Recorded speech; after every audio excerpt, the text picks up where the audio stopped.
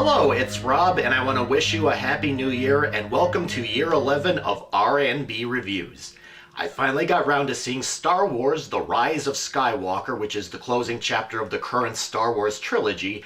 I was really looking forward to seeing what was going to happen and seeing what had been built up since 2015 with The Force Awakens, and I would hope that this movie would answer my questions. Now, JJ Abrams, who directed Force Awakens, returns to the director's chair this time. He replaced Colin Trevorrow, who had originally been assigned to direct this film, and I felt that this movie was a satisfying ending to the trilogy. I found it to be a little bit of a mixed bag nonetheless. Now, I want to warn all of you, this review does have a couple of spoilers, and I will warn you before I mention them. Now, first of all, I couldn't see it opening weekend, but I did see it the weekend between Christmas and New Year's, but because of the holiday, I couldn't get this video out until now. Plus, I was working on my 2019 wrap-up video, which if you'd like to check out, I'll put something at the end of this video. Now, I had seen some snippets of posts from my Facebook friends, and I did try not to let that influence me, and plus, I also didn't really go out of my way to read any reviews or watch any YouTube video reviews or anything on this movie before going in. I tried to go in with a completely clean slate. Now, I thought Rise of Skywalker did a good job at grabbing my attention right away. I thought it was a very technically well-made film. The special effects, the camera work, action scenes I thought were top-notch, and I really liked the acting all around.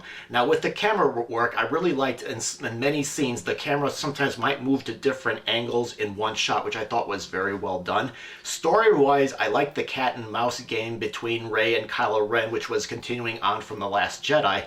But I felt like some of the dialogue was a little laughable, and there's a few points where there was it got a little bit silly here and there. Now, especially in the beginning. Now, I also felt like there was, the dialogue was more exposition oriented rather than character driven, and which leads to my first spoiler alert. There is even a subplot where there is a First Order spy throughout the movie trying to send the rebels information, and you don't know who it is. Later on, when some of the rebels are captured, we're about to see them get executed. When one character steps forward and kills the stormtrooper instead of them, he turns to the rebels and says, "I am the spy." And my initial reaction was, no, duh. I could tell that from what you just did. You didn't need to say that. Also, there is a bit where Rey is trying to use the Force to do that, to hypnotize the stormtroopers. It's very similar to a scene in A New Hope where Obi-Wan did, you might remember the scene where they're like, "Let us see your identification." He's like, "You don't need to see his identification. These aren't the droids you're looking for." There's a similar scene with Rey where she does that with the stormtroopers, and the dialogue there was just, very laughable to me. I also felt that the movie moved a little bit too fast, especially early on. I felt like it kept me feeling for the characters like I did in the previous two films. Also, I felt like it robbed some of the attempt at comic relief in certain scenes. Like, for example, there's a scene where Rose is telling a rebel officer who's bringing bad news to be more positive, and this is located near the beginning. Like the previous Star Wars movies, both in this trilogy as well as the two spin-offs, they introduce a new droid to help out, but this one I felt was kind of redundant. The movie does use some unused footage of Carrie Fisher as Leia, which considering what they had to work with, I thought it was pretty good, and it did bring some closure. I did like the last hour of the movie. I thought it was very suspenseful, and I felt like this was the only time in the movie where I cared about what was going to happen to the characters. I do have one more spoiler.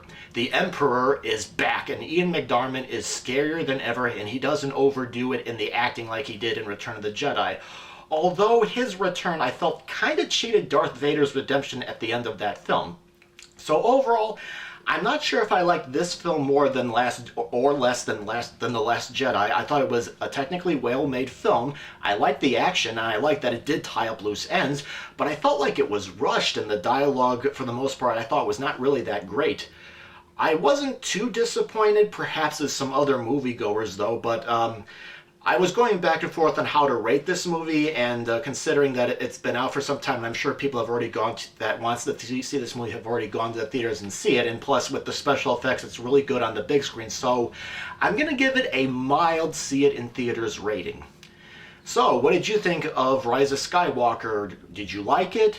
Didn't you like it? Did you have issues with the movie? And if so, what were they? And do you think this movie brought some closure for this trilogy? Go ahead and post your comments below, and feel free to look at some other movies that you can check out, movies in the comforts of your own home or something you can watch on streaming. And thank you very much for watching.